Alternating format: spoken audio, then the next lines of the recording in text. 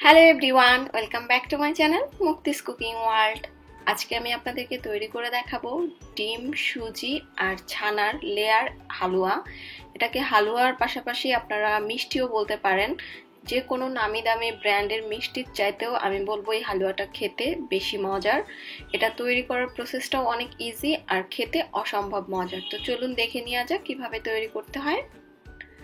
তো এর জন্য প্রথমেই আমি 4টা নর্মাল তাপমাত্রায় থাকা ডিম ভেঙে নিচ্ছি একটা বাটিতে। তো ডিমগুলো ফ্রিজে থাকলে একটু আগে বের করে রাখবেন। এখন এর মধ্যে আমি দিয়ে দিচ্ছি 1.5 টেবিল চামচ পরিমাণ লেবুর রস।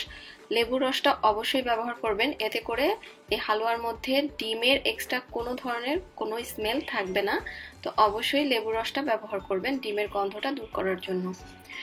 এবার ডিম 4টাকে আমি একটা ব্লেন্ডারের জগের মধ্যে নিয়ে নিলাম। এখন এর মধ্যে আমি দিয়ে দেব আগে থেকে জাল করে নেওয়া নর্মাল তাপমাত্রায় থাকা হাফ কাপ পরিমাণ লিকুইড গরুর দুধ, আর দিয়ে দিচ্ছি 1.25 কাপ পরিমাণ চিনি। তবে যে যেমন মিষ্টি খান সেটা বুঝে চিনির পরিমাণ বাড়িয়ে কমিয়ে নিতে পারবেন। এবার এই সব কিছুকে আমি জাস্ট একটু ব্লেন্ড করে নিব চিনিটা গলে যাওয়া পর্যন্ত।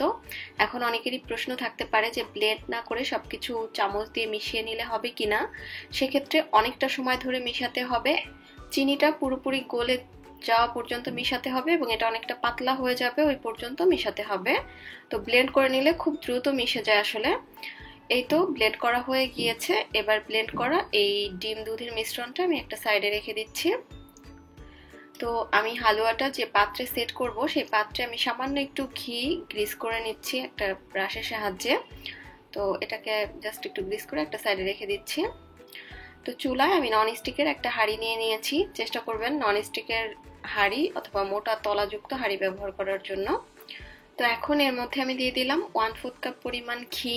চেষ্টা করবেন ঘি অথবা বাটার যে কোনো একটা ব্যবহার করার জন্য, তবে এখানে তেলটা ব্যবহার না করাই ভালো, এতে করে হালুয়ার টেস্টটা ভালো আসবে না। ঘিটা গরম হওয়ার পরে এর মধ্যে আমি 4টা এলাচ দিয়ে দিলাম। এবার এলাচটা হালকা একটু ঘিয়ের মধ্যে ভেজে নিব, এর ভিতর থেকে সুন্দর একটা ফ্লেভার বের হওয়া পর্যন্ত। এলাচটা হালকা একটু ভেজে নেওয়ার পরে এখন এর মধ্যে আমি দিয়ে দিচ্ছি 1/4 কাপ পরিমাণ সুজি। আর সুজিটাকে আমি হালকা আঁচে একটু ঘিয়ের মধ্যে ভেজে নিব। অবশ্যই চুলার আঁচটা মিডিয়াম লোতে রাখবেন, না হলে কিন্তু সুজিটা পুড়ে যাবে। তো কোনোভাবেই যেন সুজির কালারটা চেঞ্জ না হয়। হালকা একটু সুজিটা ভেজে নেওয়ার পরে এখন এর মধ্যে আমি দিয়ে দিচ্ছি আগে থেকে জাল করে নেওয়া নর্মাল তাপমাত্রায় থাকা 2 কাপ পরিমাণ লিকুইড গরুর দুধ। তো দুধটা দেওয়ার পরে সাথে সাথে এটাকে মিশিয়ে নিতে হবে, না হলে আবার সুজিটা দলা পাকিয়ে যেতে পারে। তো এখন চুলার আঁচটা মাঝারিতে করে নেড়েচেড়ে সুজিটা কিছুটা সিদ্ধ হয়ে এবং এটা একটু ঘন হয়ে আসা পর্যন্ত রান্না করে নিতে হবে। তো সুজিটা যখন মোটামুটি কিছুটা সিদ্ধ হয়ে আসবে এবং এরকম ঘন এবং থকথকে হয়ে আসবে, ওই পর্যায়ে আমি যে প্রথমেই ডিম, দুধ আর চিনি ব্লেন্ড করে রেখেছিলাম সেটা দিয়ে দিচ্ছি। আর এটা খুব দ্রুত দিয়ে সাথে সাথেই নেড়ে দিতে হবে, না হলে কিন্তু আবার দলা পাকিয়ে যেতে পারে যেহেতু এর মধ্যে ডিম আছে। তো এই পর্যায়ে আসলে অনবরত নেড়ে চেড়েই এই হালুয়াটাকে রান্না করতে হবে। তো কোনোভাবেই নাড়াটা স্টপ করা যাবে না। তো আমি ভালোভাবে সবকিছু নেড়ে চেড়ে নিচ্ছি। তো এই ফাঁকে আমি জাস্ট কয়েক ফোঁটা ফুড কালার দিয়ে দিচ্ছি। আমি এখানে জাস্ট একটু সামান্য জর্দার রং সামান্য পানিতে গুলে রেখেছিলাম। রংটা দিলে আসলে দেখতে ভালো লাগে, এই জন্যই ব্যবহার করা। এটা টোটালি অপশনাল, কেউ দিতে না চাইলে না দিলেও হবে।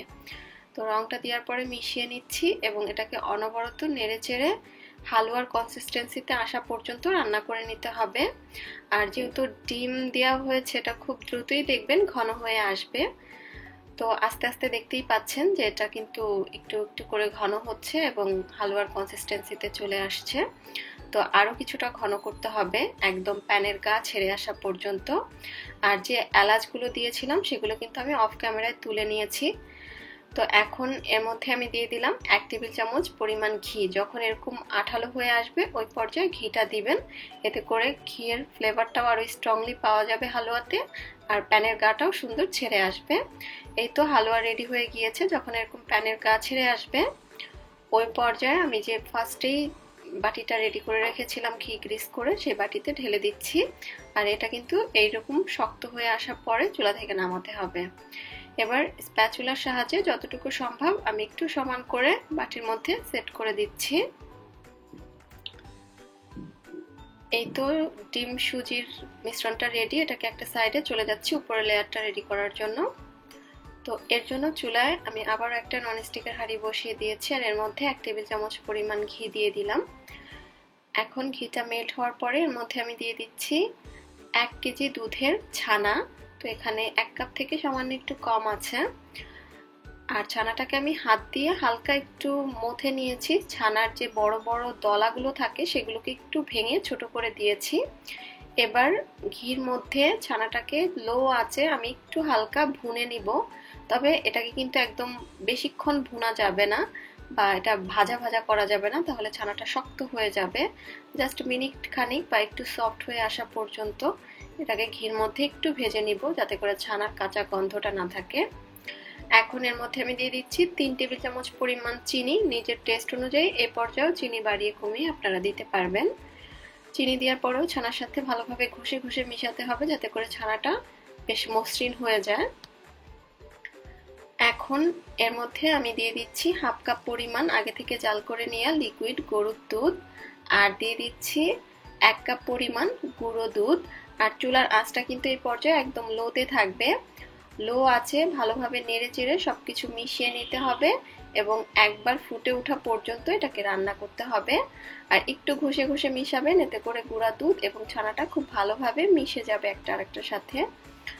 তো চুলার আঁচটা কিন্তু লোতে রাখতে হবে, আবারও বলছি, কারণ হাই হিটে এটা রান্না করলে সাথে সাথে এটা জমাট বেঁধে যাবে। এই তো এটা কিন্তু একবার ফুটে উঠেছে আর কিছুটা ঘন হয়ে এসেছে দেখতে পাচ্ছেন।